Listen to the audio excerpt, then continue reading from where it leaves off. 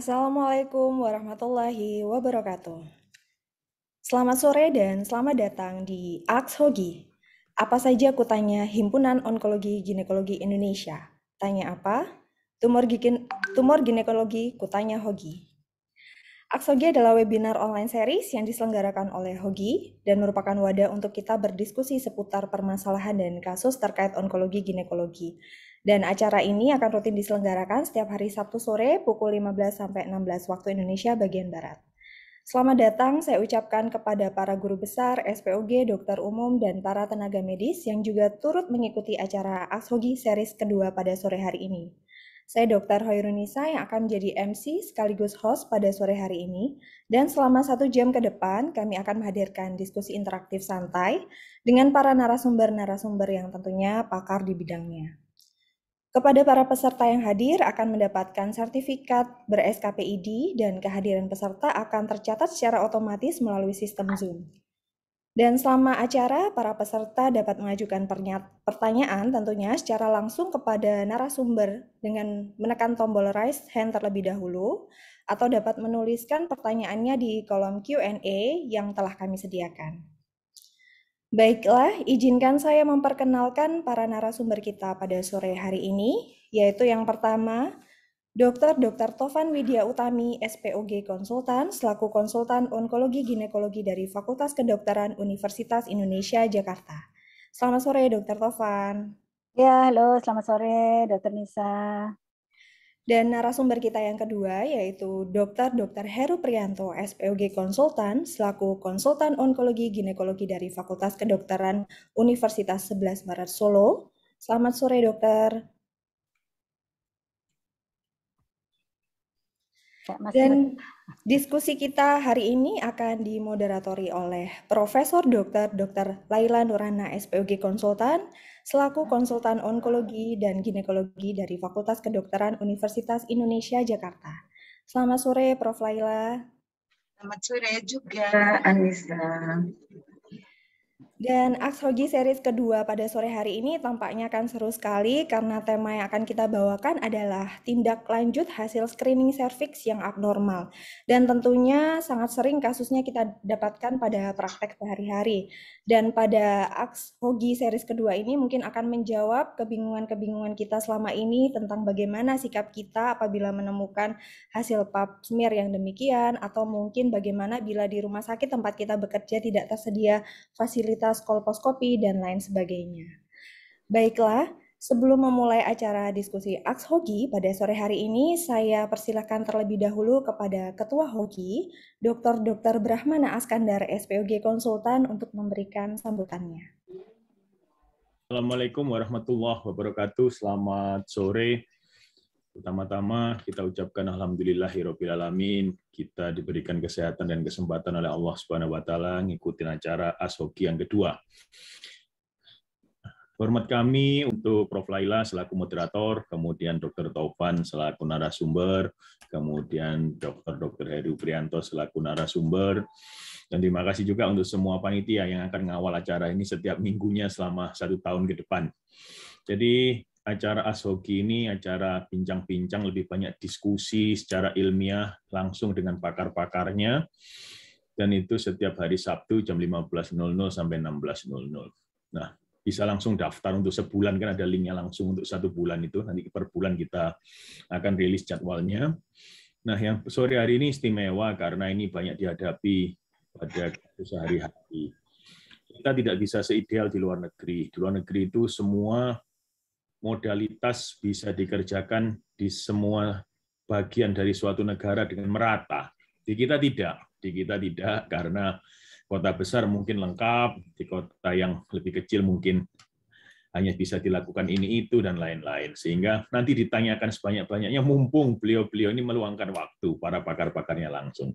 Dari saya cukup sekian, mudah-mudahan acara ini bermanfaat terus, menjadi wahana kita untuk selalu menimba ilmu secara santai, diskusinya santai tetapi menunjang profesionalisme kita sehari-hari. Kurang lebihnya atas nama Hogi, saya mengucapkan Mohon maaf bila ada kekurangan di sana-sini. Kita terbuka untuk masukan dan saran. Mudah-mudahan acara berlangsung lancar dan diridhoi Allah Subhanahu wa Ta'ala. Terima kasih. Salam hormat saya untuk semua partisipan. Sekali lagi terima kasih. Wassalamualaikum warahmatullahi wabarakatuh. Waalaikumsalam. Waalaikumsalam warahmatullahi wabarakatuh. Terima kasih kepada Dr. Brahmana atas sambutannya. Baiklah, untuk acara selanjutnya tentunya adalah diskusi yang akan dipandu langsung oleh moderator kita pada sore hari ini, yaitu Profesor Dr. Laila Nurana, SPOG Konsultan. Kepada Profesor Laila kami persilahkan. Terima kasih Dr. Anissa sebagai MC pada sore hari ini, webinar sore hari ini, ASHOGI. Saya ditemani dengan Dr. Taufan Widya Utami dan dengan Dr. Heru Prianto, dan izinkan saya menyampaikan salam terlebih dahulu. Assalamualaikum warahmatullahi wabarakatuh. Waalaikumsalam warahmatullahi wabarakatuh. Izinkan untuk membuka, saya akan jadi bersyukur sekali bahwa sebelum ini saya mendapat tugas untuk di Satgas Risiko Kanker dari HOGI. Sudah diketahui ini adalah kepengurusan baru dengan darah segar, dengan Dr. Brahmana yang meng-create acara ini yang menjadi persembahan HOGI untuk seluruh sejawat kawan-kawan semua.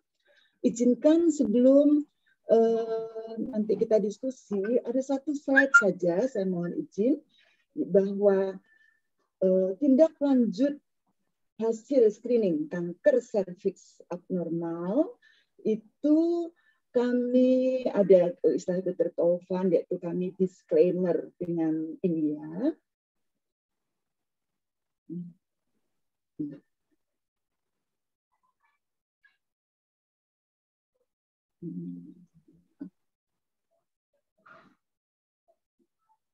Jadi kita mengetahui begitu banyak metode deteksi dini atau metode screening. Tetapi di dalam algoritma yang kami persembahkan untuk sejawat semuanya, yaitu satu, kita mempergunakan metode screening IFA, dan tadi Dr. Taufan akan menyebutnya sebagai Teleduvia, sebagai IFA yang khas untuk Indonesia. Dan pap smear yang kita sudah ketahui bersama, serta tes DNA HPV yang WHO menyebutnya sebagai high performance test. Memang usia yang ditetapkan 30-50, tetapi HOGI ingin mengusulkan usia rentang yang lebih lebar. Tentu ada risikonya, ya, ada konsekuensinya. Tetapi tentu ini sesuai dengan data-data yang ada. Lalu ini yang mungkin kawan-kawan perlu ketahui, bahwa posisi IFA, dokumentasi, dan telemedicine do IFA, itu kami sejajarkan dengan kolposkopi. Jadi teman-teman yang di senternya belum ada kolposkopi, tidak usah berhati-hati, karena dengan IFA, Duvia, atau Toledo IFA ini bisa membantu kawan-kawan untuk mempertajam dosis dari temuan yang abnormal, dari hasil screening abnormal. Dan kita mengenal co-testing, kombinasi pemeriksaan pap smear dan tes DNA HPV. Tapi kita di Indonesia, supaya mengurangi biaya, yaitu kita mengkombinasikan dengan IFA dan tes DNA HPV. Kawan-kawan kalau mungkin ingin mendapatkan algoritma ini, bisa mengunduh di web HOGI atau INASGO di ini ya. Nah, ini mungkin. Selasa itu, dan juga untuk membuka diskusi ini, Dr. Taufan akan menyampaikan 4 slide yang mungkin dapat mengantarkan diskusi ini. Silakan Dr. Taufan.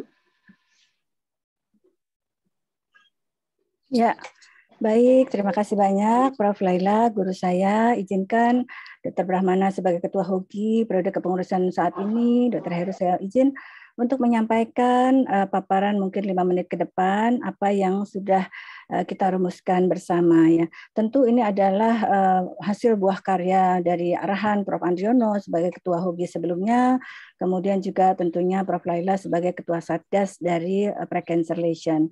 Jadi memang sudah disampaikan tadi oleh Bapak Ketua HOGI, Dr. Brahmana, bahwa kita ini adalah serius tapi santai, ya santai tapi serius. Jadi mungkin tidak perlu terlalu pusing. Kita akan memaparkan beberapa kemungkinan dari hasil screening beserta tindak.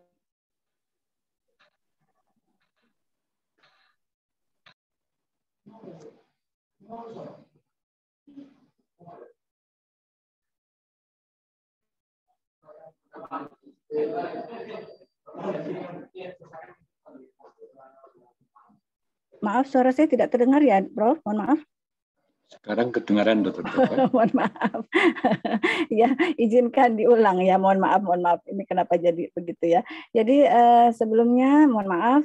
Tadi saya sampaikan bahwa ini adalah alhamdulillahirobbilalamin, puji syukur kehadirat Allah Subhanahu wa taala bahwa kami berdasarkan arahan dari Prof. Andriono sebagai Ketua HOGI periode sebelumnya dan tentunya Prof. Laila sebagai Ketua Satgas Precancer, kita sudah berhasil merumuskan beberapa algoritma yang terkait dengan temuan screening serviks abnormal beserta tindak lanjutnya. Ini sudah disampaikan bahwa kami alhamdulillah kemarin di tanggal 2 Oktober sudah mendiseminasi algoritma ini dan dihadiri hampir 1.000 partisipan. Nah, ini sudah disampaikan di awal tadi dan alhamdulillah Dr. Brahmana sebagai Ketua HOGI juga sudah menyetujui bahwa ini adalah suatu algoritma buah karya dari HOGI ya zaman Prof. Andriono dan juga ini memang persembahan dari PP POGI dan kami memaparkan bahwa sejawat diperbolehkan melakukan apapun metode screening yang dilaksanakan pada kegiatan sehari-hari di daily practice dan kami juga menyatakan bahwa usulan target screening di Indonesia itu harus diperluas ya dari 30 sampai 50 tahun menjadi 25 sampai 65 tahun. Nah, ini adalah algoritma kami yang pertama. Jadi ini adalah mengapa kami sebutkan teledofia, bukan tes IFA, dikarenakan mungkin teman-teman juga sudah mengetahui bahwa WHO sudah menyatakan bahwa IFA adalah merupakan pemeriksaan yang sangat subjektif sehingga tidak bisa dijadikan suatu alat screening tunggal lagi. Jadi tidak bisa single screening method anymore. Jadi memang kita menjawab ini bahwa ini bukan tes IFA biasa, tapi merupakan interpretasi dari semua expert dan ini digabungkan menjadi suatu konklusi yang sangat objektif. Yang penting di sini adalah mungkin teman-teman bisa melihat bagaimana kita bisa melihat kemungkinan beberapa hasil temuan dari teledofia, yaitu negatif, kemudian cervicitis, positif, dan cancer ya. Jadi di sini kami memaparkan beberapa hal yang harus ditindaklanjuti apabila positif dari teledofia, maka modalitas treatment yang akan dilaksanakan setelah itu sebagai tindak lanjut adalah tergantung dari di mana teman sejawat berada, fasilitas yang tersedia dan kompetensi yang ada. Nanti mungkin ini tidak akan saya paparkan secara detail karena ini sudah dicantumkan dalam INASCO web kami ya. Jadi mungkin sejawat bisa berkunjung di web kami secara teratur karena kami mungkin akan melaunchingkan beberapa guideline yang lain. Nah, ini adalah bagaimana kita bisa melakukan suatu tindak lanjut terhadap screening abnormal berdasarkan pap smear ya. Mengapa di warna hijau? Karena tidak perlu khawatir bahwa askus dan low seal itu kita tahu bisa terjadi regresi spontan tanpa terapi ya. Jadi ini warna hijau, sedangkan warna ungu tadi kami izin bahwa itu adalah warna favorit guru kami Prof. Laila. Jadi teledofia itu identik dengan Prof. Laila. Ini kita bisa lihat bahwa kalau kita bicara tentang guidelines dari ISCCP, mungkin teman-teman tahu American Society of Colposcopy and Cervical Pathology, mereka melaunching yang terakhir adalah tahun 2019 setelah sebelumnya 2001, 2006, dan 2012. Di sana memang akhirnya ada beberapa pergeseran paradigma dan akhirnya memang melakukan suatu HPV risk-based management berdasarkan HPV test dan setiap temuan abnormal adalah ditata laksana dengan kolposkopi karena memang mereka American Society of Colposcopy. Nah, bagaimana kondisi di Indonesia? Kami merumuskan bahwa kolposkopi, mohon maaf, bukan segalanya. Jadi kami menyamakan bahwa kolposkopi adalah setara dengan teledofia, bahkan itu lebih baik di saat alat kolposkopi ternyata tidak termaintain dengan baik begitu ya. Jadi di sini kita bisa lihat beberapa pilihan dan beberapa tindak lanjutnya. Nah, di sini ASH juga sama, HISIL dan AGC, hati-hati kami warnai warna orange dan merah, artinya ini ada warning, hati-hati bahwa ini bisa terjadi suatu miss ya, karena kelainannya adalah mungkin di kanalis cervicalis, di atypical glandular cells, sehingga memang tata laksana salah satunya adalah endocervical curettage ya. Jadi mungkin nanti teman-teman sejawat tidak perlu menghafal algoritma ini, karena sebenarnya pemahaman dari anatomi, histologi, fisiologi, dan patologi itu adalah penting untuk menindaklanjuti suatu temuan abnormal. Yang terakhir adalah tes DNA HPV, yaitu sebagai alat screening tunggal, bahwa andai kan teman-teman menghadapi pasien-pasien dengan ya sosial ekonomi yang cukup baik, namun kita ingin menghemat, mungkin tidak perlu di-combine dengan LBC atau liquid based cytology, tapi mungkin HPV DNA, dan ini adalah kalau ditemukan hasil positif, maka kita melakukan teledovia atau kolposkopi jika tersedia. Ya, jadi memang intinya adalah kita harus melihat lesi. Nah, ini adalah slide kami yang terakhir tentang algoritma temuan screening abnormal, bahwa teman sejawat mungkin sudah paham bahwa saat ini combined testing atau co-testing yang paling akurat adalah HPV plus cytology ya, baik konvensional maupun LBC. Nanti kita akan diskusikan bagaimana sense spec dari masing-masing, bahwa akurasi dikatakan 100%. Ya, namun ternyata pada kenyataannya empiris kami sehari-hari, Prof. Laila, Prof. Andriono, mungkin Dr. Heru nanti akan sharing pengalaman, bahwa pada kondisi co-testing yang katanya akurasi 100% pun ternyata beberapa memang miss. Itu sedang kami kaji studinya, bahwa ternyata IVA lebih superior memperlihatkan lesi, dan ternyata eksisi hasil PA-nya adalah high grade. Itu yang menjadi concern kita, sehingga Indonesia atau dalam hal ini HOGI dan PPPOGI ingin mengajukan suatu co-testing, combined testing yang berbeda dengan dunia, yaitu dengan HPV yang based on high risk atau non high risk dengan satu IVA ya, jadi teledovia, jadi suatu pemeriksaan yang objektif. Ini ada algoritma yang bisa teman-teman ikuti jika mendapatkan beberapa kombinasi hasil dari co-testing ini. Mungkin dari saya demikian, Prof. Untuk sebagai pembuka, mudah-mudahan dapat menginspirasi teman-teman untuk mengajukan pertanyaan. Terima kasih banyak. Wassalamualaikum warahmatullahi wabarakatuh. Baik, terima kasih Bapak. Sebelum nanti ada hadiah juga dari Dokter, kita beri kesempatan ya dulu kepada suara Prof terputus-putus, Prof. Ya, sinyalnya mungkin kurang stabil ya, Prof. Baik.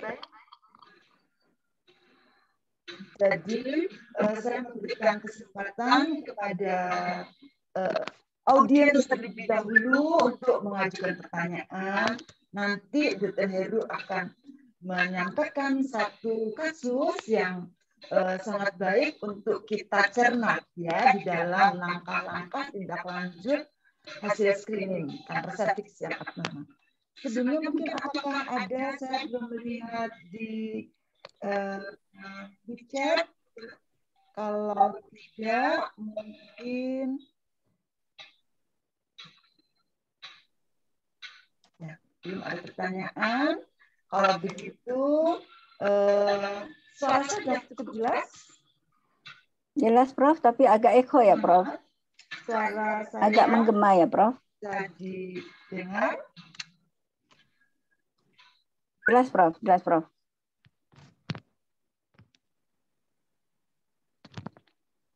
Suara saya, maaf, bisa didengar? Sekarang ya, jelas, Prof. Hanya kurang ya, kurang keras, Prof. Oh ya, baik.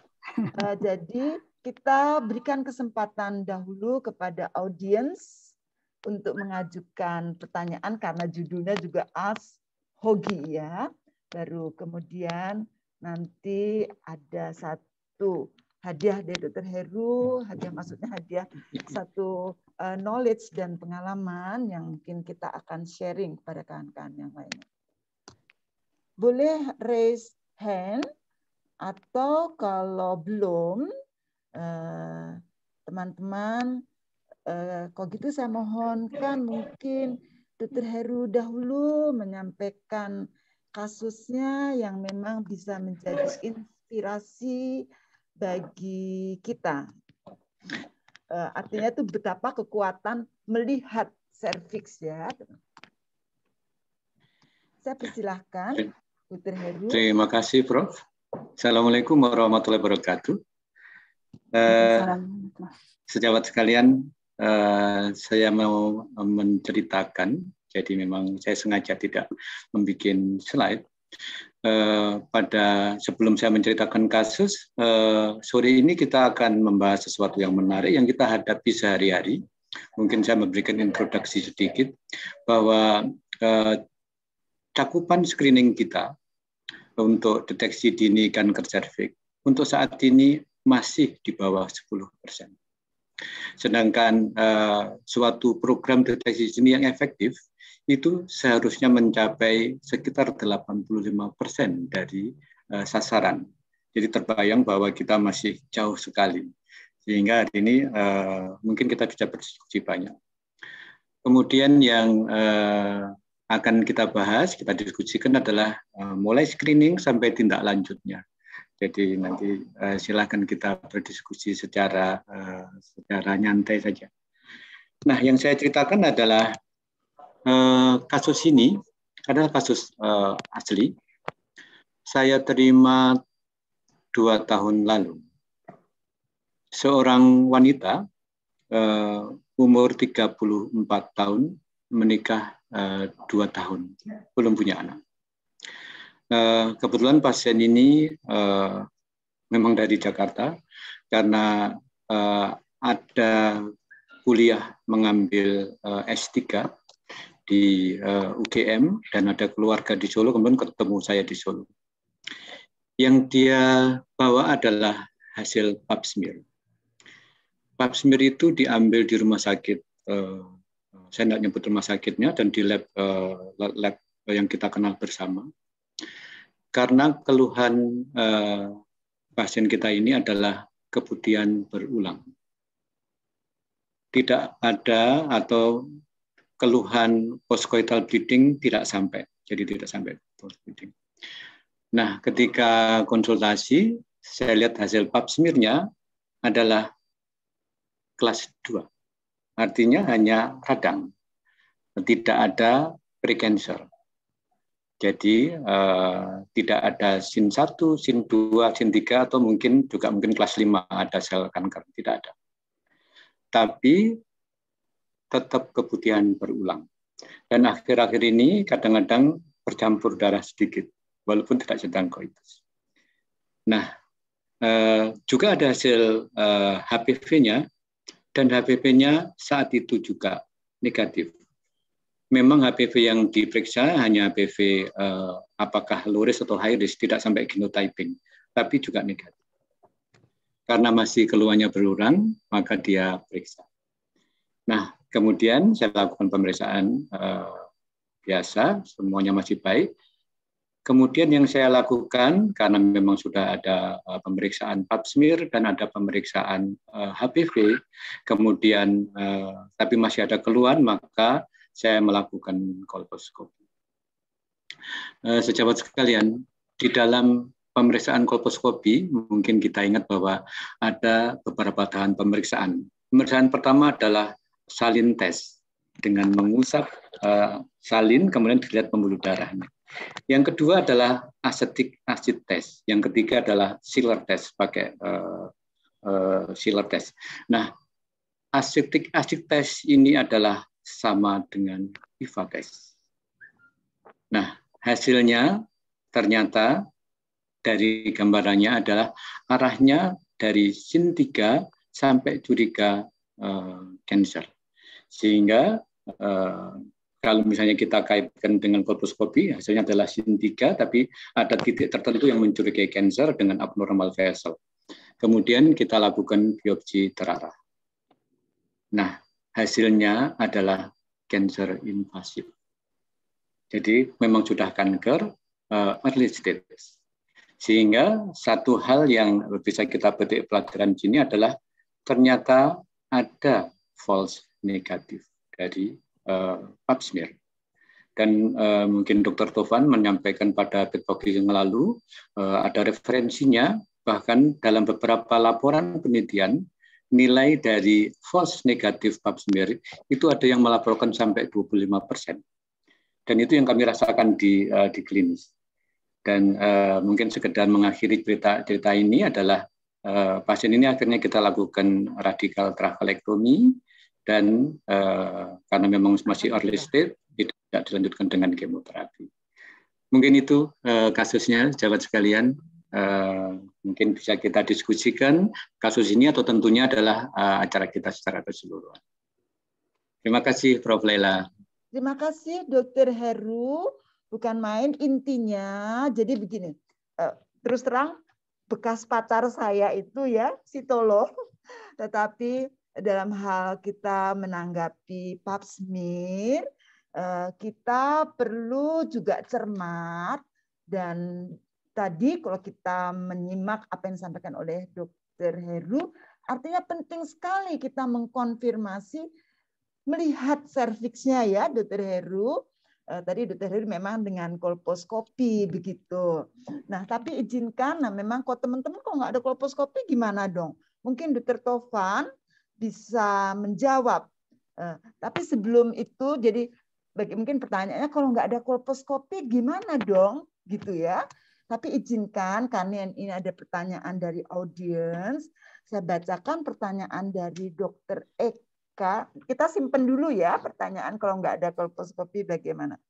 Kita menjawab dulu pertanyaan Dr. Eka dari Mataram, yaitu apa saja prinsip yang perlu diperhatikan dalam melakukan LIP dan bagaimana follow up setelah LIP. Mungkin bergantian karena barusan atau Dr. Tovan berkenan menjawab, mungkin ditambahkan oleh Dr. Heru. Saya persilahkan Dr. Tovan. Ya, baik, terima kasih Prof. Laila, terima kasih sejawat yang dari Mataram ya. Ya, baik sekali pertanyaannya. Ya, memang pada kesempatan ini kita membuka semua ya, bidan, GP maupun SPOG untuk sebagai garda terdepan dari temuan hasil screening abnormal dari apapun ya modalitas yang digunakan. Jadi tadi dikatakan bagaimana trik ya untuk LIP ya. Jadi memang mungkin sejauh sudah paham bahwa LIP itu kan loop electrosurgical excision procedure, jadi prosedur eksisi dengan electrosurgery yang menggunakan suatu wire ya yang berbentuk loop gitu ya. Jadi sebenarnya sama saja ya dengan terapi eksisi, di mana kita harus prinsipnya pertama jelas ya untuk melihat lesinya ya. Jadi kita prinsipnya sebenarnya sama ya dengan melakukan suatu tes IVA, tapi dalam hal ini bukan untuk screening lagi tes IVA, tapi untuk menentukan di mana letak lesinya. Jelas ya. Yang kedua adalah bisa dengan Schiller test atau Lugol iodine VILI ya, visual inspection of Lugol iodine. Jadi memang itu biasanya kami gunakan kalau ketika mulai menemukan pasien dengan abnormal screening, kita mau melakukan eksisi, kita pakai Lugol karena lesinya bisa lebih jelas di mana warna kuning mustard itu yang memang abnormal. Nah, tadi apa langkah-langkah yang harus dilakukan? Sebenarnya tergantung lesinya, dokter. Jadi kalau seandainya lesinya luas, bahkan hampir meliputi seluruh zona transformasi, memang istilahnya kita memang eksisi zona transformasi. Jadi large loop excision of transformation zone. Walaupun sebenarnya ini istilah yang sama ya. Jadi kawasan Eropa, kawasan Amerika Serikat sama menggunakan LIP atau LEDS itu sebenarnya tindakannya sama saja. Kemudian yakinkan bahwa margin itu adalah bebas tumor ya, sehingga kita memang melakukan suatu diagnostik dan treatment sekaligus ya, karena seringkali kalau misalkan kita ternyata dalam marginnya tidak bebas tumor, maka patolog akan menyatakan tidak bebas dan akhirnya kita diberikan feedback, mohon dilakukan eksisi ulang atau reeksisi, kan itu tidak nyaman sama sekali buat kita juga, buat pasiennya juga. Yang juga menjadi tips adalah marker ya dokter, kalau seandainya memang kita melakukan suatu LEDS yang lebar dan dalam, seakan-akan kita melakukan konisasi di outpatient, itu memang kita harus melakukan suatu orientasi marker, di mana misalkan kita pakai satu mungkin lidi atau misalkan stitching ya, stitches jahitan benang dengan side atau apa di jam 12 sehingga patolog atau sejawat yang akan memeriksa secara mikroskopis jelas ya, sehingga orientasinya di mana yang sudah bebas marginnya sehingga akhirnya akan tercapai suatu treatment yang baik. Rasanya sih seperti itu. Dan mungkin follow up-nya yang penting ya. Ini penting bagaimana kita bisa menggunakan follow up modalitas ya. Apakah mau lakukan IVA atau pap smear silahkan. Tapi memang kalau kita selalu berasumsi pada pasien yang memang dilakukan tindak lanjut berupa eksisi, biasanya pasien itu well educated ya, biasanya memiliki social economic background yang baik ya, sehingga mungkin modalitasnya tidak IVA saja ya, bahkan mungkin HPV plus LBC misalkan. Jadi alangkah baiknya memang follow-up-nya tetap dengan LBC dan HPV ya. Jadi IVA juga merupakan suatu follow up yang sangat baik ya di seluruh lini. Jadi di low resource setting itu bisa kita gunakan. Sehingga kita bisa lihat apakah terjadi remisi ataukah terjadi misalkan ternyata hanya regresi, itu bisa ya. Jadi misalkan dari NIS 3 menjadi NIS 1 ternyata masih ada gitu ya. Dan mungkin sejawat perlu dipaparkan di sini bahwa IVA itu betul-betul sangat baik ya. Mungkin sedikit Prof. Lela disinggung bahwa ini saya menyambung tadi apa yang disampaikan Dr. Heru. Betul sekali bahwa meta-analisis ya, studi-studi yang ada di internasional menyatakan bahwa pap smear memiliki, ini kita bicara sitologi konvensional ya, memiliki angka negatif palsu yang sangat lebar, mulai dari 5% sampai 50% bahkan. Jadi 5 sampai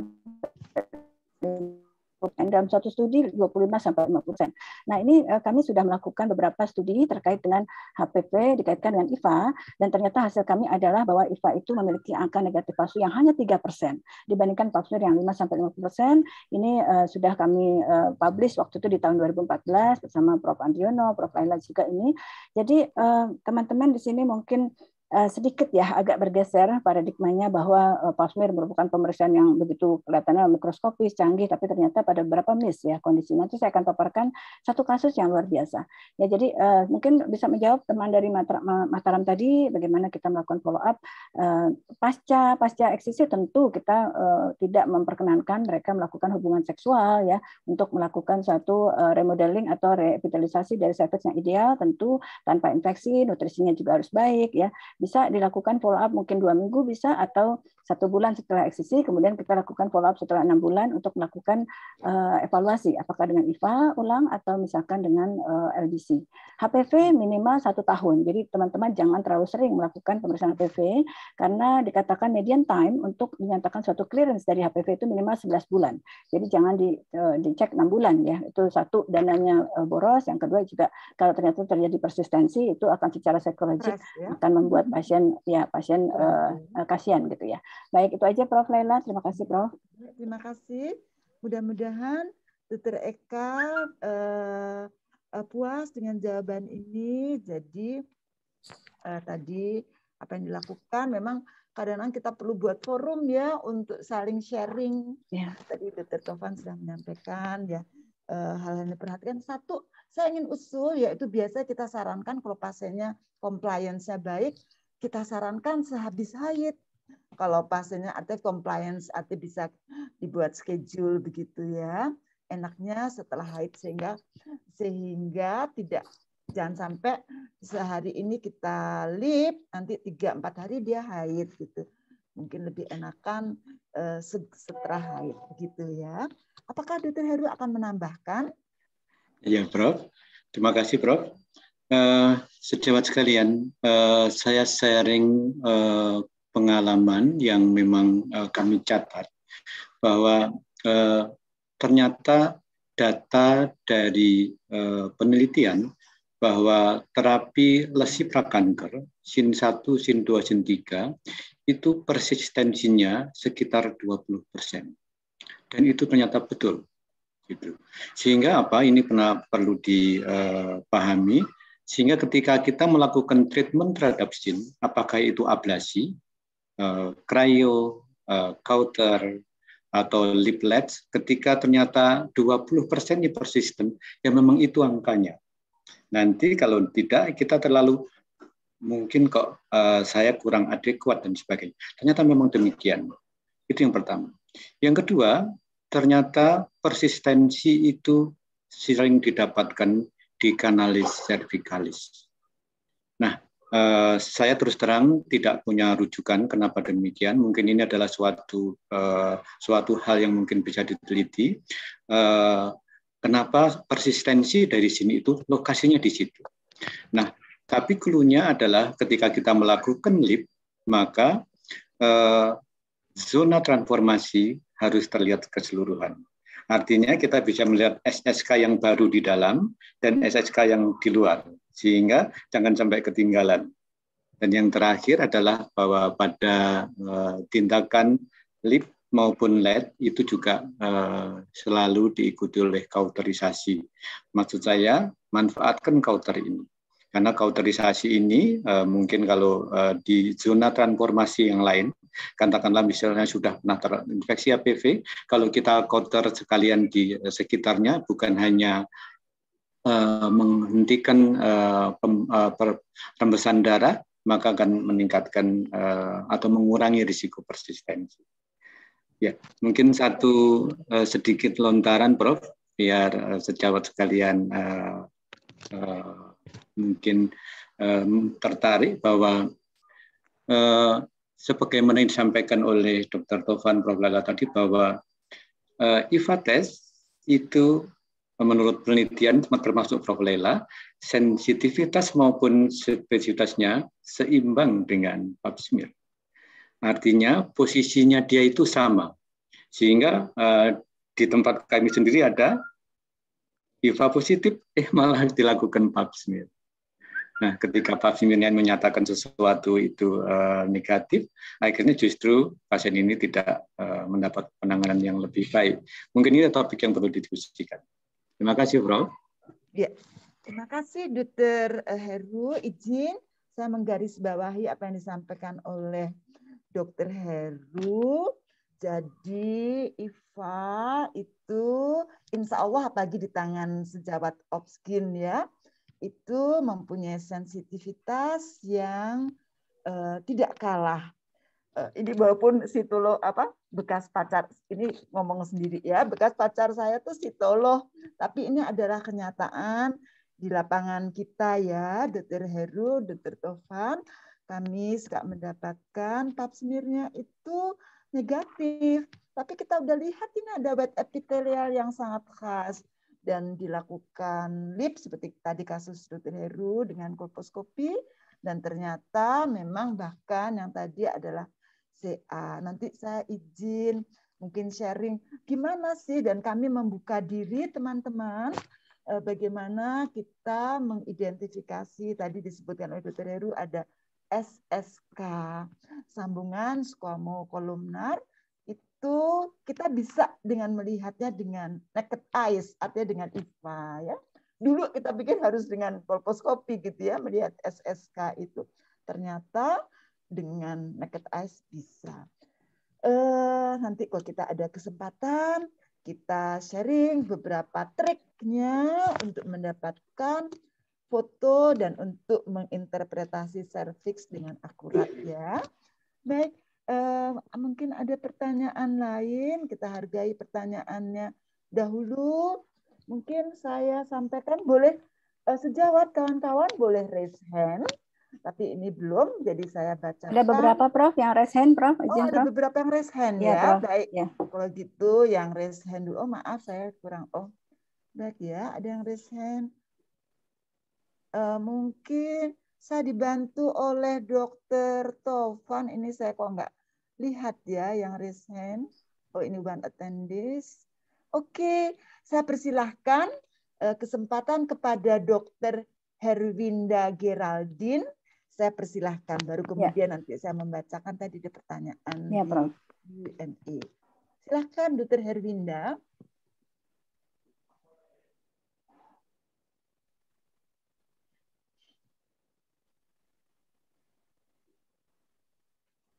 Mungkin dari host bisa buka kali ya, supaya tidak mute. Silahkan Dr. Herwinda, kalau tidak, kalau belum, saya memanfaatkan waktu. Ini ada pertanyaan dari Prof. Fauzi atau, nah pokoknya kalau tidak Prof. Fauzi, Dr. Fauzi ya, SPOG. Beliau menanyakan pada kasus dengan false negatif pada pap smear dan tes HPV DNA, maka kira-kira modalitas apa yang bisa dipergunakan di daerah bila kolposkopi tidak tersedia? Ini pertanyaan yang kita senang banget ini. Silakan, mungkin Dr. Heru atau Dr. Tovan, kita senang banget pertanyaan. Maksudnya, alhamdulillah dari algoritma ini bisa dijawab, Dr. Fauzi, dan kita nanti bersama-sama kita untuk sharing atau kita berlatih bersama. Saya persilahkan, boleh Dr. Heru atau Dr. Tovan. Lady first, Dok. Prof. Ya, Prof. Nggak apa-apa ya. Kalau kita nggak ada kolposcopy gimana? Nah, tadi di depan kita bilang kolposcopy letaknya sama dengan ini, tapi mungkin Dr. Tovan akan, saya rasa kita perlu mengulang-ulang. Saya persilahkan. Ya, Prof. Izin, Prof. Jadi memang bagus sekali pertanyaannya. Jadi memang ini merupakan satu karya yang brilian, saya bilang ya, untuk Prof. Laila, bahwa IFA itu dikatakan dulu tidak punya bukti, tidak punya dokumentasi, tapi kita sekarang menyatakan bahwa IFA itu sangat-sangat powerful ya, bahkan jika dibandingkan dengan pap smear ya, beberapa kondisi bahkan kanker itu banyak sekali menunjukkan negatif palsu. Jadi teman-teman kalau sudah curiga kanker jangan dilakukan pap smear, pasti akan dapatnya darah saja dan itu hasilnya adalah negatif. Jadi nggak usah ragu dokter bahwa kalau nggak ada kolposcopy, jangankan mohon maaf ya di atau rural area gitu. Kami di Jakarta saja, di mana rumah sakit ya, saya rasa bukan rumah sakit biasa ya, cukup elit lah saya rasa ya. Tapi itu juga tidak dilengkapi oleh kolposcopy. Sudah berapa tahun saya minta juga ternyata tidak diberikan kolposcopy gitu ya. Jadi itu tidak menjadi masalah. Yang penting kita harus tahu prinsipnya. Ada alat eksisi saja, dokter. Jadi kalau misalkan memang ditemukan abnormal, maka eksisi dengan guidance naked eyes, tapi dengan device atau HP yang kita miliki sehari-hari. Karena itu resolusinya luar biasa. Saya sempat terkaget-kaget ketika melihat HP saya, waduh bagus sekali nih gambarnya, luar biasa gitu. Jadi ini adalah hasil karya dari Prof. Laila bahwa kita melakukan DOVIA. Apa itu DOVIA? Itu adalah documented via. Dr. Tovan sama-sama. Ya, nah ini dia ada perbandingan nih, ini Prof. Laila yang juga menyatakan perbandingan antara bagaimana kita bisa membandingkan antara kolposcopy dengan documented via. Ya, kita bicara di WHO. Saya juga waktu itu 3 kali pertemuan APEC juga regional. Saya perkenalkan bahwa Indonesia tidak pakai tes IFA. Indonesia memakai teledovia dan mereka dari WHO sangat-sangat curious, sangat penasaran apa itu teledovia gitu. Karena kita juga nggak mau dibilang pemeriksaan yang subjektif. Oh tidak, kami menggunakan pemeriksaan yang sangat objektif karena itu adalah konklusi dari beberapa expert. Nah ini menunjukkan beberapa hasil real ya nyata ini dari Prof. Laila dokumentasi. Yang pertama adalah yang ini kita bisa lihat suatu produk dari Dovia yang ini adalah kolposcopy. Kita bisa lihat malah justru yang lebih jelas sebelah kiri gitu. Mungkin yang satu yang tidak tergantikan dari kolposcopy adalah filter hijau, di mana kita bisa melihat abnormality dari pattern, vascular pattern ya, abnormality dari pola pembuluh darah. Tapi itu juga ternyata mozaik atau beberapa kondisi yang memang kita bisa temukan di kolposcopy itu bisa kita lihat di Dovia. Dan ini ternyata beberapa kolposcopy yang kami miliki yang tidak termaintain dengan baik, yang ternyata berjamur lensanya, ternyata itu juga memberikan hasil yang tidak baik. Jadi jangan ragu-ragu, dokter, lakukan Dovia, tapi memang isu selanjutnya adalah bagaimana kita bisa mengemas ini tidak bertabrakan dengan undang-undang ITE, ya, undang-undang yang kemudian etika secara praktek sehari-hari, pasien melihat bahwa dia difoto dengan gadget pribadi kita, yaitu tentu diperkuat dengan suatu konseling atau informed consent yang baik ya, dan sehingga pasien akan merasakan bahwa itu adalah baik untuk dirinya, dan itu menjadi media kita untuk menjelaskan ya, karena kita tidak mungkin berkata dengan 1000 kata tanpa melihatkan satu abnormalitas atau kondisi gambar atau foto sesungguhnya. Jadi Dovia jangan ragu, dan ini sudah dipublish ya dalam satu jurnal kami bahwa Dovia itu sangat comparable atau sebanding dengan kolposcopy, bahkan lebih baik kualitas gambarnya dibandingkan kolposcopy yang tidak terawat itu ya. Jadi itu yang memang kita sampaikan. Nah ini sekali lagi bahwa beberapa kondisi yang kita dapatkan ini produk dari Dovia semua ya, jadi tidak dengan kolposcopy ya. Mungkin itu saja Dr. Prof. Laila, saya cukup ya. Mungkin berikutnya Dr. Heru, silakan. Terima kasih Dr. Tovan. Silakan jika Dr. Heru akan menambahkan,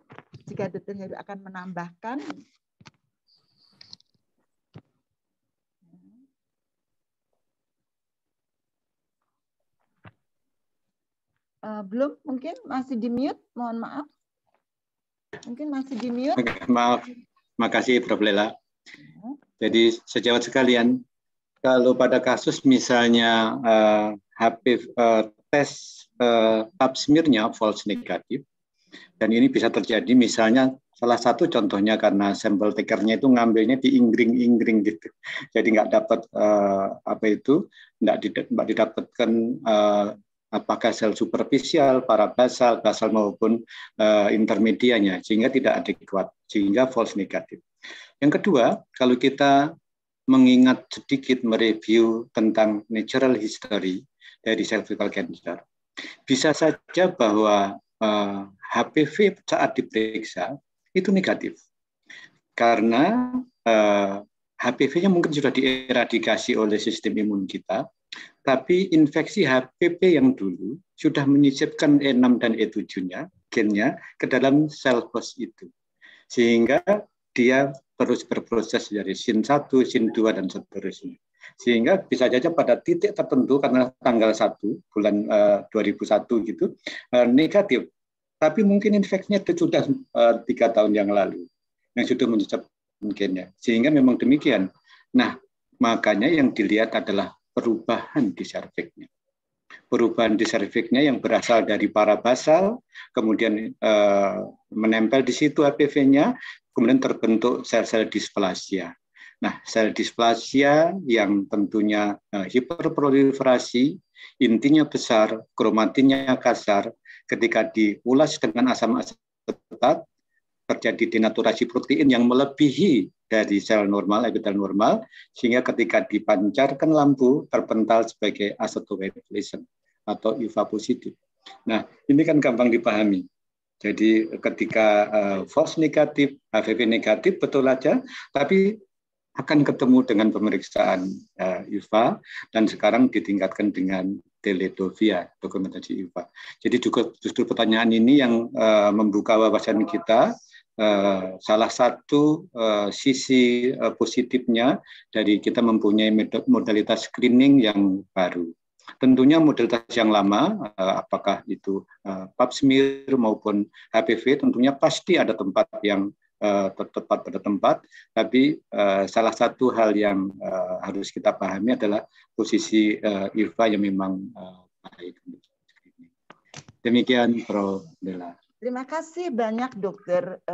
Heru. Sekali lagi saya suka menggarisbawahi tadi Dr. Heru menyampaikan perlu dilihat perubahan di serviks. Perlu dilihat perubahan di serviks.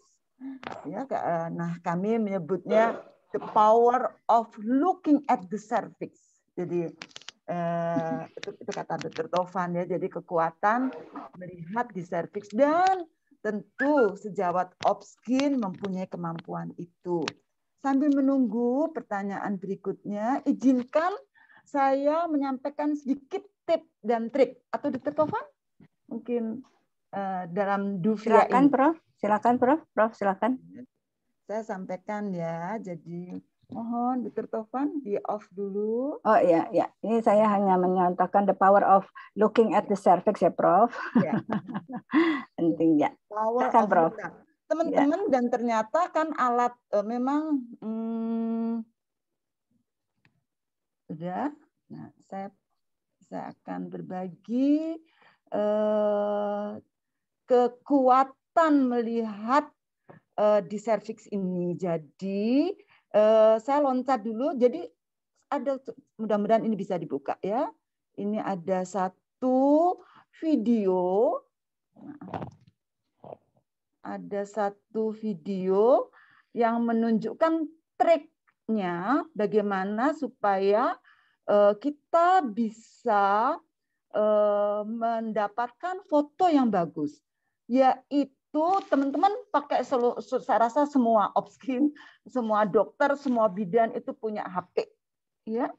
Nah, kuncinya itu mungkin ini aja.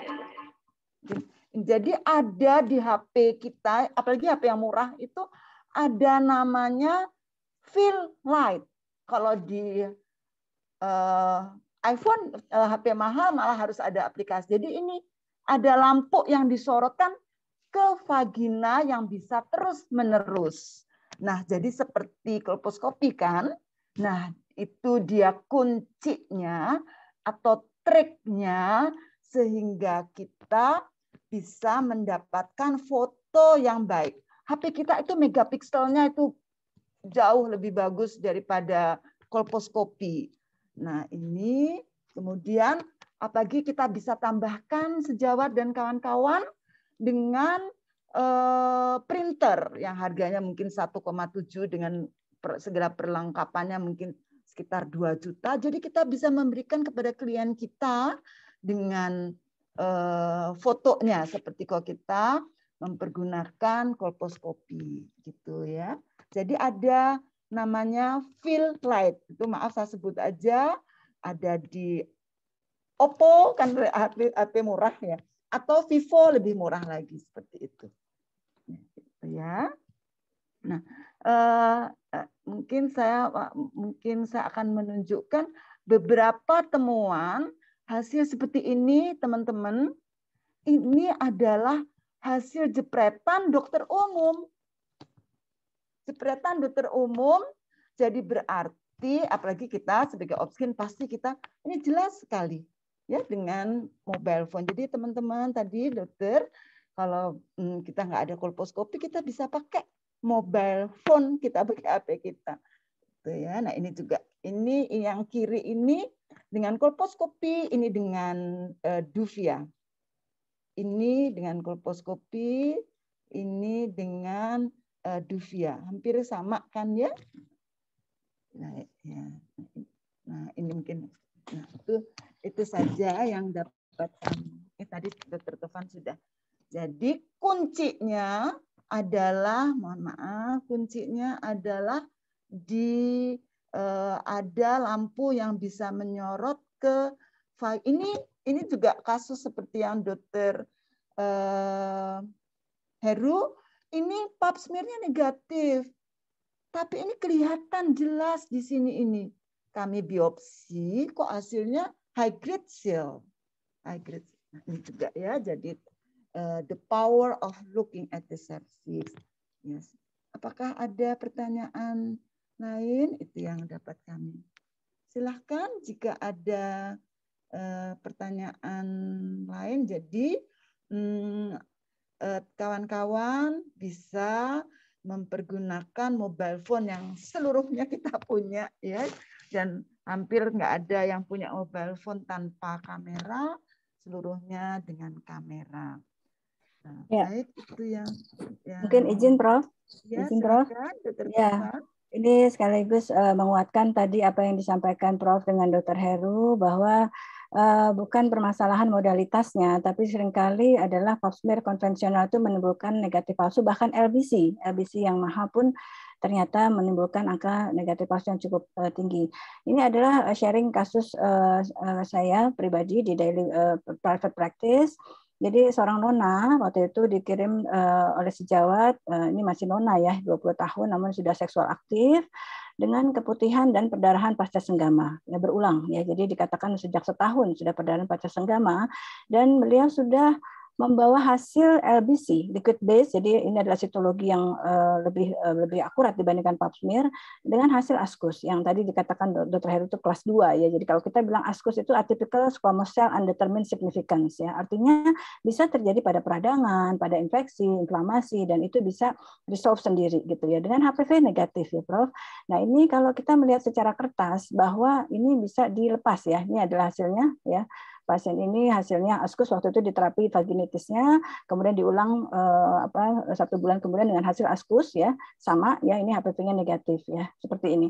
Kalau kita ngeliat kertas saja ini pasti akan dilepas oleh sejawat SPUG ya. Oh ini menurut algoritma ini nggak apa-apa, 1 tahun lagi dia dilihat gitu ya. Tapi tentu harus tadi the power of looking at the cervix ya, ini ya. Jadi cervixnya seperti ini. Ini seorang nona 20 tahun ini nggak pantas ya cervixnya seperti ini. Jadi memang teman-teman harus memperkuat fisiologi. Apa yang diharapkan dari serviks seorang nona 20 tahun gitu ya. Kalau kita melihat seperti ini adalah serviks yang cantik ya. Ini serviks idealnya pada kondisi normal. Kalau kita bandingkan dengan seperti ini pasti ini patologis ya. Waktu itu saya lakukan pemeriksaan IVA ya. Jadi dari hasil yang seperti ini, kemudian IVA-nya adalah seperti ini. Ya, ini bisa dilihat bahwa luar biasa ya. Ini kalau kita lihat ini sudah high grade ya.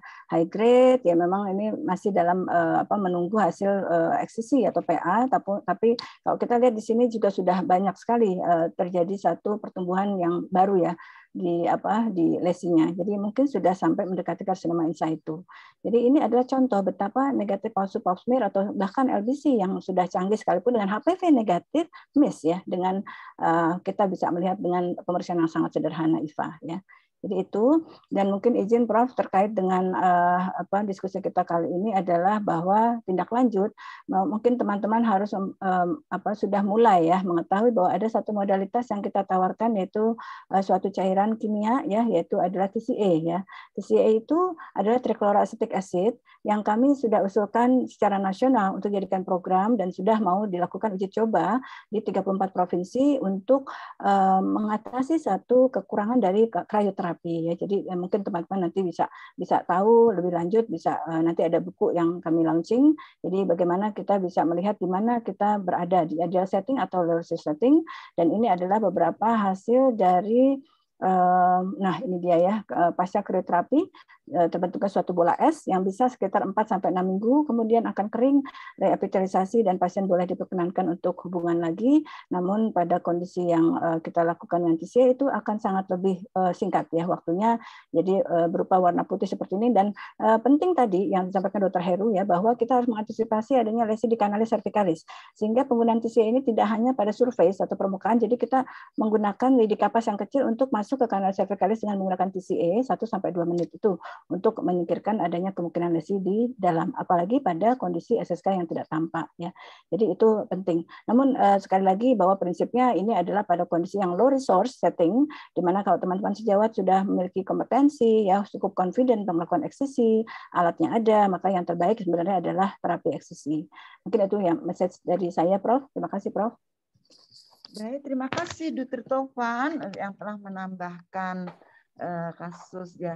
Sekali lagi kita tidak menegasikan peran pap smear. Monggo tadi di depan kita sudah sebutkan tetap ya boleh melakukan pap smear, tetapi harus hati-hati. Nah, kita ada pertanyaan satu lagi dari Dr. Muhammad Freddy Chandra Sitepu. Yang pertama pertanyaannya adalah, apakah IVA positif dapat diindikasikan untuk LIP? Yang pertama, mungkin nanti Dr. Tovan berkenan menjawab atau Dr. Heru bergantian. Dan yang kedua, pertanyaan Dr. Muhammad Freddy, apakah vaksinasi HPV dapat mengeradikasi HPV DNA high risk yang positif pada SIN 1, 2, dan 3. Kapan sebaiknya divaksin? Terima kasih. Monggo dipilih, Dr. Heru dulu, boleh pilih pertanyaan pertama atau kedua, silakan.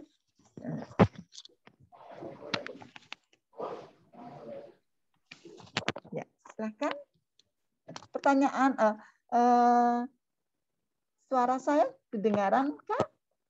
Dengar, Prof, jelas. Ya. Baik, kalau begitu Dr. Heru sinyalnya.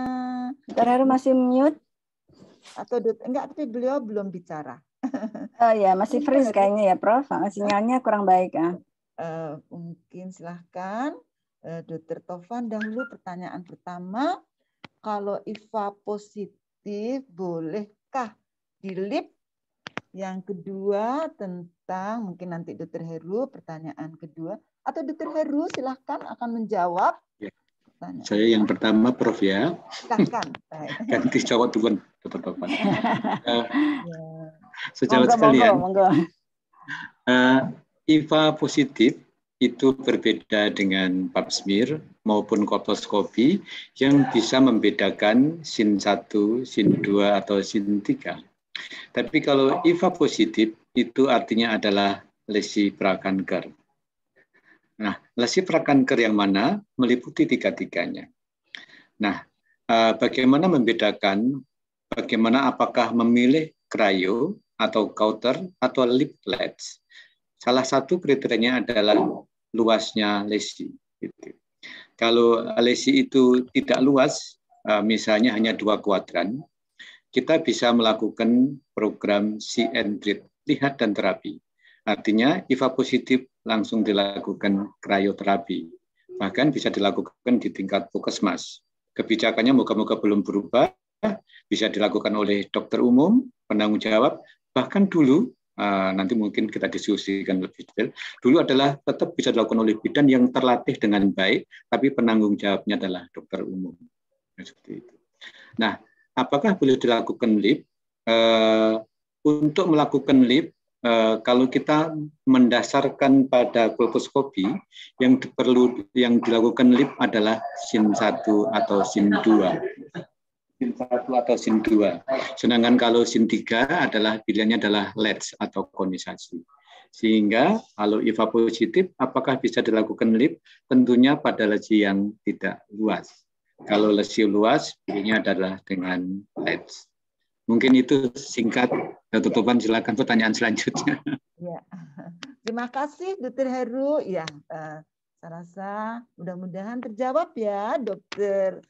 Freddy. Dr. Sitepu ya. Dr. Freddy Sitepu. Saya lanjutkan. Yang kedua, apakah vaksinasi HPV dapat mengeradikasi HPV DNA high risk? Ini ya pertanyaan. Ya, baik Prof, sejauh ya Prof, izin. Pada SIN 1, Ya. 2, Suara saya terdengar Prof? kedengaran. Ya, baik ya. Jadi tentu ya konsepnya adalah ini adalah vaksinasi HPV ya. Jadi teman sejawat juga jangan berpikir bahwa ini vaksinasi kanker serviks ya, berbeda ya. Ini vaksinasi HPV. Jadi adalah prophylactic vaksin. Jadi vaksin pencegahan ya. Walaupun memang saat ini negara maju sedang mengembangkan vaksinasi terapeutik ya, terapeutik vaksin dengan sel dendritik atau segala macam lah ya. Tapi saya yakin ya, kami merasa bahwa cancer itu adalah multi pathway disease ya. Jadi penyakit-penyakit yang berdasarkan multi pathway. Jadi di satu sisi satu pintu nggak bakalan bisa menyelesaikan semuanya, termasuk vaksinasi. Mungkin sampai kapan juga mungkin prediksi kami bahwa vaksinasi tidak bisa menjadikan single treatment ya, single treatment untuk kanker serviks yang sudah jadi kanker. Nah, untuk bagaimana kita bisa mengeradikasi. Jadi sebenarnya mohon maaf saya izin bahwa istilah yang lebih tepat saat ini adalah eliminasi ya, karena eradikasi itu adalah sampai pada zero ya. Jadi tidak mungkin kita akan mencapai nilai zero di dunia. Jadi dikatakan eliminasi tercapai apabila kurang dari 4/100.000 perempuan ya dalam suatu populasi. Itu eliminasi. Jadi memang kita tidak, it's impossible to reach the eradication. Nah, jadi memang WHO memiliki satu strategi dan itu tidak mungkin dicapai oleh single intervention, jadi memiliki triple intervention. Jadi diharapkan pada tahun 2030 dengan triple intervention, yaitu pencegahan primer, sekunder, dan tersier, yaitu 90, 70, 90 akan tercapai satu eliminasi kanker serviks. Apa itu 90, 70, 90? Yaitu 90% di mana anak perempuan pada suatu negara itu 90% sebelum usia 15 tahun sudah mencapai vaksinasi HPV. Yang kedua 70%, yaitu 70% perempuan sudah dilakukan screening dengan high performance test. Yang ketiga adalah 90% lagi dilakukan treatment ketika sudah terdiagnosis sebagai kanker serviks. Jadi sebenarnya vaksinasi itu adalah salah satu komponen saja, jadi tidak mungkin kita melakukan eliminasi hanya dengan vaksinasi, tapi tentu saja dengan agresif dari penemuan screening, aproma, dan tindak lanjutnya. Jadi screening and early detection and prompt treatment itu adalah suatu hal yang tidak terpisahkan. Jadi pencegahan primer dan sekunder. Mudah-mudahan bisa menjawab ya, Prof. Ya, terima kasih. Jadi yang ada adalah HPV, vaksin HPV untuk prevention ya, belum untuk pencegahan. Ya. Jadi mungkin belum untuk pengobatan, Prof. Belum untuk terapi. Ya. Dan sebaiknya teman-teman kalau akan vaksin diintip dulu serviksnya. Ya, penting Prof itu. Diintip dulu penting sekali. Jangan-jangan udah ada white epithel begitu ya. Kalau itu saya jadi seorang imunolog yang awal-awal vaksin ini dikembangkan itu diskusi tahun 2007. Please remove first the lesion. Jadi diangkat dulu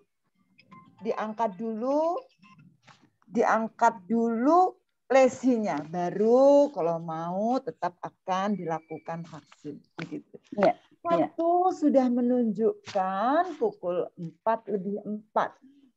Saya beri kesempatan satu lagi pertanyaan. Apakah ada pertanyaan teman-teman? atau ada yang raise hand? Mungkin tadi Atau ada sedikit menambahkan, Prof, yang usia vaksinasi, Prof. Ya, usia vaksinasi. Ya, jadi memang kalau kita memakai konsep bahwa vaksinasi HPV itu adalah vaksinasi pencegahan yang terbaik memang pada kondisi naif serviks. Jadi serviks yang belum ketemu siapa-siapa ya, termasuk HPV gitu ya. Jadi pada virgin atau betul-betul naif. Pada usia berapa? Memang guideline dari Amerika, Eropa itu 9 sampai 26 tahun yang paling baik ya. Jadi itu adalah waktu di mana immunogenicity atau imunitas yang terbangkitkan oleh suatu vaksinasi adalah yang terbaik. Namun tergantung ya, kalau misalkan kita melihat kita memiliki guideline di WHOGI adalah 10 sampai 55 tahun. Tentu kalau seandainya kita dihadapkan pasien 20 tahun, maaf ya, di suatu daerah kita, saya nggak menyebutkan daerahnya, usia 20 tahun ternyata sudah menikah 3 kali, ya anaknya udah 4 gitu. Itu bisa saja gitu. Itu imunogenicity-nya tidak sebaik kalau usia misalkan 30 tahun tapi dia benar-benar naif serviks. Itu konsep yang harus dipegang ya. Jadi pada vaksinasi pencegahan yang paling baik adalah pada kondisi yang belum pernah terpapar ya. Tentang usianya apakah sudah terlambat atau tidak, saya rasa itu adalah satu penyempurnaan dari pencegahan. Jadi mungkin teman-teman di sini yang pertama harus dilihat serviksnya betul kalau sudah seksual aktif. Kenapa? Karena itu juga merupakan suatu isu medico-ethical legal ya. Ketika kita tidak melihat serviksnya, diberikan vaksinasi, ternyata muncul suatu kelainan, nanti dinyatakan bahwa vaksinasi itulah yang menyebabkan kelainan. Itu kan tidak baik ya. Jadi memang kita harus proteksi sebagai tenaga kesehatan dalam hal ini. Dan saya juga sharing ada satu, Prof, ini juga menunjukkan bahwa vaksinasi bukan segalanya. Mohon maaf, saya sebutkan ada seorang perempuan datang 39 tahun, waktu itu dia menikah sudah 3 kali. Dan dia juga seorang pekerja, mohon maaf ya, Grab ya, Gokar, tapi dia sudah memahami resikonya, dia sudah vaksinasi lengkap 3 kali dosis ya. Kemudian juga pap smear tiap tahun, Prof, ya, di rumah sakit yang memang cukup baik dan LBC salah satunya. Ternyata dia datang dengan stadium 2B, cervical cancer. Jadi menangis-nangis tuh pasiennya karena merasa dia sudah melakukan semuanya, vaksinasi sudah, pap smear tiap tahun sudah, ternyata terdiagnosis cervical cancer stadium 2B. Jadi stadium lanjut gitu. Ya untung itu baru ketemu di RSCM, jadi bukan pasien saya itu. Itu contoh ya bahwa kita tidak bisa merasakan bahwa vaksinasi sudah, bahwa proteksinya itu maksimal 83% ya, walaupun kita sudah yang non-valen, yang 9 valen sekalipun ya. Oke, itu message-nya harus tetap dilihat serviksnya. Itu aja, Prof. Baik, terima kasih Dr. Tovan, cukup jelas. Saya rasa mudah-mudahan begitu juga bagi kawan-kawan yang lainnya. Akhirnya waktu juga yang akan memisahkan kita. Izin ada teman-teman yang bertanya apakah materi bisa di-share. Ya, insya Allah kami, dan ini ada di YouTube setelah acara ini.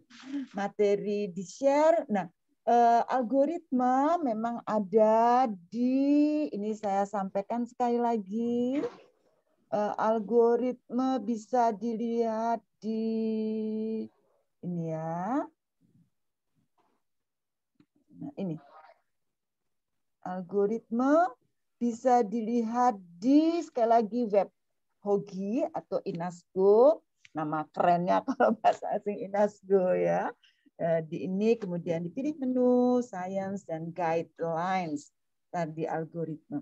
Dan teman-teman, jika kawan-kawan ada pertanyaan atau aku pengen ikut latihan sebentar, mungkin yang singkat atau apa, kami membuka diri mungkin di sekretariat HOGI, yaitu di nomor ini 0812 9330 0101. Kawan-kawan bisa bertanya, berkomunikasi, berkonsultasi, dan juga mungkin menanyakan kapan ya ada refreshing, kapan ya ada gimana sih untuk menyegarkan step-step membaca IVA ya. Itu kita ini maaf Dokter Ketua HOGI, Dokter Brahmana, ini PR barangkali untuk kita sharing bagi kawan-kawan yang lain. Saya rasa itu yang dapat kami sampaikan. Ya, mungkin satu message lagi ya, boleh, Prof? Ya, ya, Prof. Dr. Tovan. Ya, Prof. Jadi dalam hal ini kesempatan bagi kita untuk menyapa semua teman-teman dari manapun berada, baik bidan, GP maupun SPOG. Saat ini, alhamdulillah, Prof. Andriono sudah menyelesaikan ya tugasnya dengan sangat-sangat luar biasa ya bersama jajarannya, dan saat ini kami melanjutkan perjuangan dari Prof. Andriono, Prof. Laya, dan guru-guru kita semua bersama Ketua Hogi yang saat ini periode kepengurusan 2021 sampai 2025, Dr. Brahmana, dan kami mohon doa restu bahwa ada beberapa usulan kami terkait dengan bagaimana kita bisa memerangi kanker serviks ini menuju eliminasi kanker serviks di Indonesia, yaitu dengan screening IVA di combine dengan HPV testing secara bertahap ya. Jadi mudah-mudahan ini bisa kita goalkan, dan Menteri Kesehatan yang saat ini dengan sangat luar biasa menyambut baik, dan ini studinya sedang bergulir saat ini, dan mudah-mudahan di tahun 2023 maksimal ya, mudah-mudahan 2022 akhir kita sudah menggolkan. Dan ada kabar gembira dari Prof. Andriono kemarin bahwa dengan segala perjuangannya Prof. Andriono sudah berhasil meyakinkan pemerintah bahwa vaksinasi kita akan berjalan di tahun 2023 akhir, Prof. Jadi vaksinasi sebagai program nasional di usia sekolah kelas 5 dan kelas 5 SD, yaitu umur 11 dan 12 tahun. Jadi mohon doa restunya, mudah-mudahan bersama kita bisa untuk mengeliminasi kanker serviks di Indonesia, walaupun dengan tertatih-tatih, tidak ada kata mustahil saya rasa. Jadi kami izin untuk melanjutkan perjuangan ini. Terima kasih banyak, Prof. Laila, Dr. Heru. Baik, terima kasih. Mungkin ada hal yang lain? Apakah dari Dr. Heru, apa mungkin dari Dr. Brahmana, atau dari... Saya nambahkan, Prof. Ya, terima kasih Dr. Heru sebelumnya. Silahkan, Dr. Heru.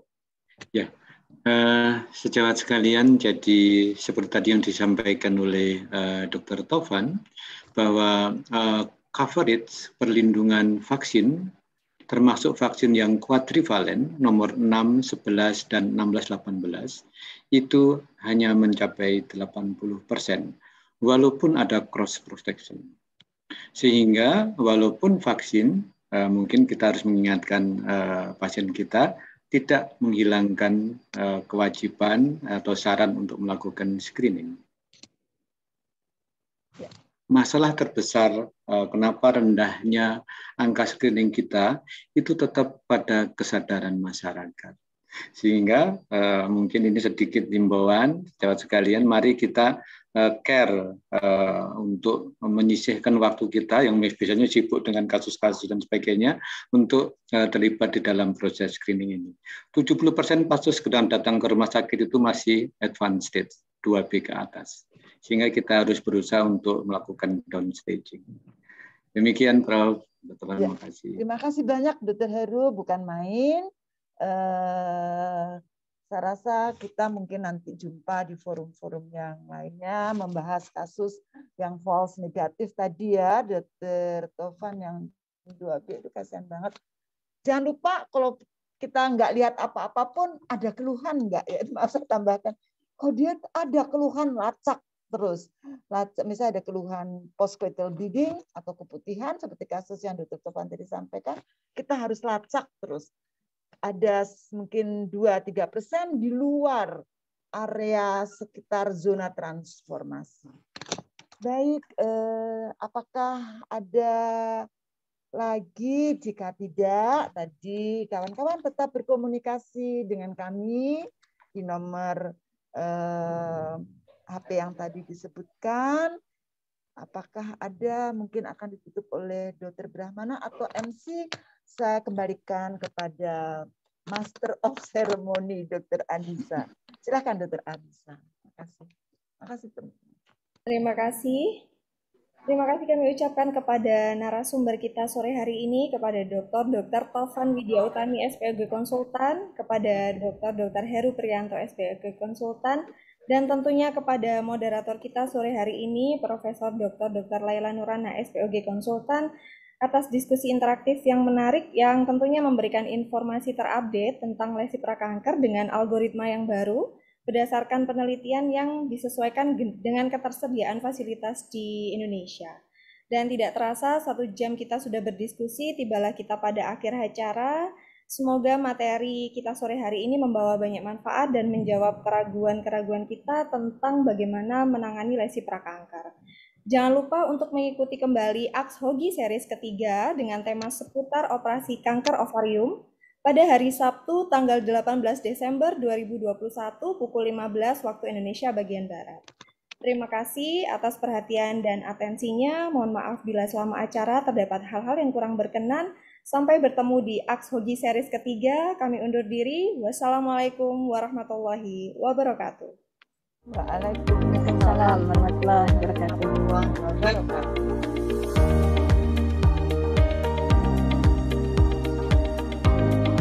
Alhamdulillah Prof, Dr. Heru.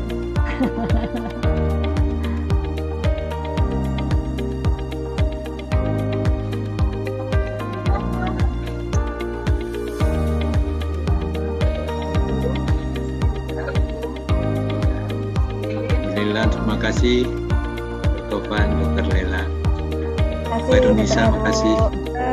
Alhamdulillah. Kita panitia berfoto bersama dulu yuk. Ya, baik. Tadi udah jepret-jepret. Banyak ya peserta yang menanyakan absen ya, kan nggak pakai absen. Iya, dokter, otomatis dokter. Iya.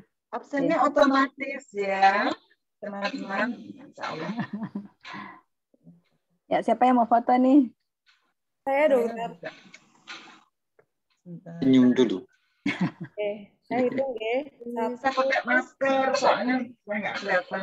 Buka Prof. Usia. 1, 2, 3.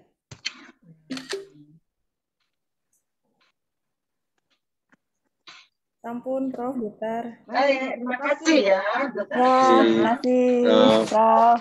Izin. Tovan. Ya.